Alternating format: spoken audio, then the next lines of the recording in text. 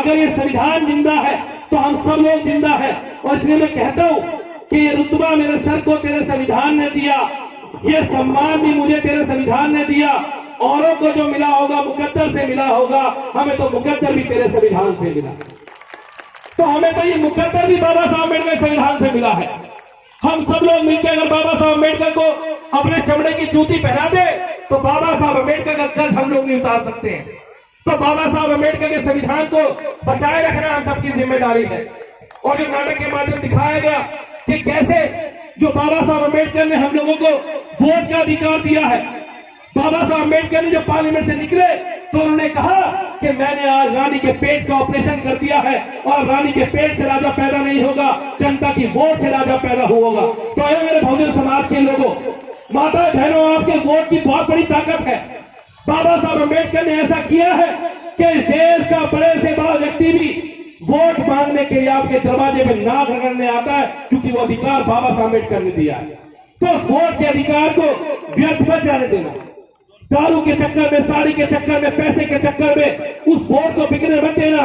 वो वोट आपकी आजादी की लड़ाई का वोट है, वो वोट आपके बच्चों की शिक्षा का वोट है, वो वोट आपके स्वास्थ्य के अधिकार का वोट है। अगर वो वोट सही व्यक्ति को दोगे तो आपके बच्चों के स्कूल अच्छे बनेंगे, आपके अस्पताल अच्छे बनेंगे। और अगर गलत लोगों को देंगे तो वो आपको केवल साड़ी और वोट दारू के अंदर आपको बांटने का काम करेंगे। तो बाबा साहब अम्बेडकर की कही एक बात को बाबा साहब कहते हैं कि life should be great rather than long. आपका जीवन छोटा होने की बजाय महान होना चाहिए, लंबा होने की बजाय महान होना चाहिए। ये फर्क नहीं पड़ता कि आप कितना समय रहे, लेकिन जितना समय रहे आपने समाज के लिए, आप जिस कुर्सी पे बैठो, जिस पे विराजमान हो, उसमें आपने समाज की उन्नति के लिए क्या किया। बाबा साहब कहते हैं पे बैक टू सोसाइटी।